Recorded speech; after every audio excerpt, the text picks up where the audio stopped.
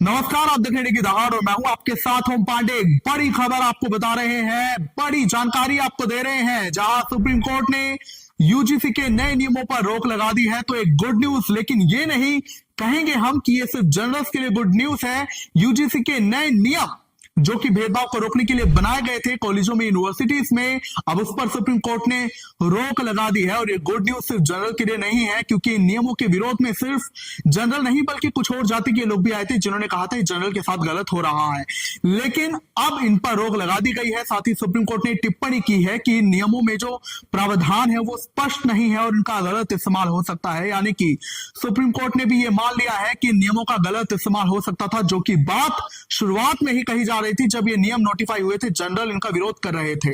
आपकी जानकारी के लिए बता दें कि सुप्रीम कोर्ट ने इसी बाबत में केंद्र सरकार को नोटिस जारी किया है, साथ ही जवाब मांगा है और कहा है कि आप नए सिरे से नए नियमों का ड्राफ्ट फिर से तैयार करें इन कानूनों को लेकर, लेकिन अगले आदेश तक इस नए नियमों पर, इन कानूनों पर रोक जारी रहेगी। अगली सुनवाई इस मामले में 19 मार्च को होगी। आपको बता दें कि जब ये नियम नोटिफाई हुए थे पूरे देश में इनका विरोध चल रहा था। कहा यह जा रहा था ये नए नियम जनरल विरोधी हैं। यहां तक कि बीजेपी सरकार में तो जो अधिकारी थे उन्होंने भी इस्तीफा दिया। कुछ अधिकारी ऐसे आ गए जिन्होंने कहा कि ये गलत हुआ है और उन्होंने इस्तीफा दे दिया। इसको लेकर भी तमाम बवाल हुआ। उत्तर प्रदेश में 2 अधिकारियों ने इस्तीफा दिया। इसके अलावा बीजेपी में कई नेता अब इसका विरोध करने पर उतर आए थे। इसी बीच इन नए नियमों पर रोक लगा दी गई है।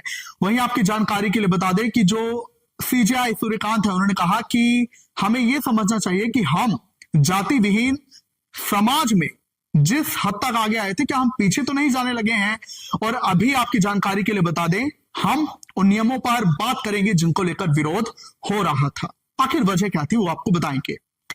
13 जनवरी 2026 को कॉलेजों में, यूनिवर्सिटीज में भेदभाव को रोकने के लिए यूजीसी नए नियम लेकर आता है। वो नए नियम क्या थे? उनमें पहली बार जो भेदभाव की डेफिनेशन थी उसमें कहा गया था जाति के आधार पर, लिंग के आधार पर, पैदाइश के स्थान के आधार पर या किसी भी आधार पर अगर भेदभाव किया जाए जो कि पढ़ाई में बराबरी में बाधा बने तो इस पर कार्रवाई होगी। इसे जो है भेदभाव माना जाएगा। SC ST OBC के साथ अगर कुछ ऐसा होता है जो उन्हें पढ़ाई में आगे बढ़ने से रोके, उनके साथ भेदभाव होगा तो ये गलत होगा, इस पर कार्रवाई होगी। अब इस पर विरोध क्यों हुआ?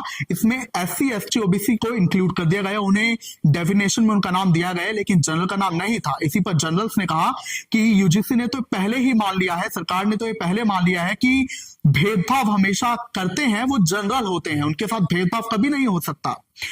और ऐसे में कई यूजर्स ने सोशल मीडिया पर यह लिखा कि यूजीसी तो पहले ही जात डिसाइड कर बैठ गया है कि भेदभाव हमेशा जनरल करेंगे, पीड़ित हमेशा SC ST OBC होंगे, लेकिन जनरल कभी भी पीड़ित नहीं होंगे।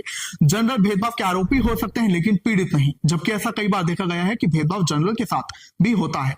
हालांकि कई लोगों ने यह भी कहा ये जो नए नियम आए हैं कॉलेजों में जाति सिस्टम को और बढ़ावा देगा। वो जातिगत पॉलिटिक्स जिसने देश को कई हद तक बर्बाद करने की कोशिश भी की थी और उससे कई दंगे भी हुए थे, वो कॉलेजों में भी माहौल बिगाड़ेगी।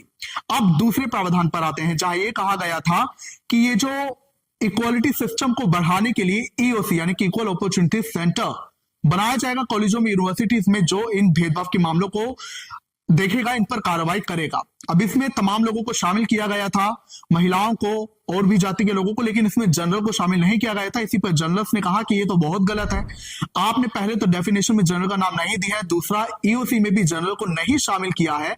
इससे जनरल के खिलाफ माहौल बिगड़ सकता है, एक तरफा उन पर कार्रवाई हो सकती है और ऐसे में दिक्कत आ जाएगी अगर जनरल का प्रतिनिधित्व इस EOC में नहीं होगा, क्योंकि कई जनरल भी जातिगत भेदभाव को खत्म करने के लिए लड़ाई लड़ रहे हैं। तीसरे प्रावधान पर विरोध क्यों हो रहा था? उसमें यह था कि पहले अगर झूठी शिकायतें जातिगत भेदभाव के सामने आती थी, यानी अगर कोई झूठी शिकायत कर दे कि मेरे साथ भेदभाव हुआ है, तो ये शिकायत की जांच होने पर अगर वो झूठी मिलती थी तो शिकायत करने वाले पर कार्रवाई होती थी, उसे कॉलेज से सस्पेंड भी किया जाता था। लेकिन अब ये बात हटा दी गई थी, ये प्रावधान हटा दिया गया था। इसी पर जनरल ने विरोध किया। ऐसे तो जनरल के खिलाफ झूठी शिकायतें बढ़ जाएंगी और माहौल बिगड़ेगा। तो इसी को लेकर तमाम विरोध पूरे देश में हो रहे थे। कई नेता, यहां तक कि कुमार विश्वास भी लगातार इस पर एक्स पर ट्वीट भी कर रहे थे, वो अपनी प्रतिक्रिया भी दे रहे थे। बहुत विरोध हो रहा था और कहा यह चाह रहा था कि सरकार ने ये सिर्फ और सिर्फ जनरल के विरुद्ध काम किया है, वो जनरल जो कि इनके साथ हमेशा खड़ा रहा है।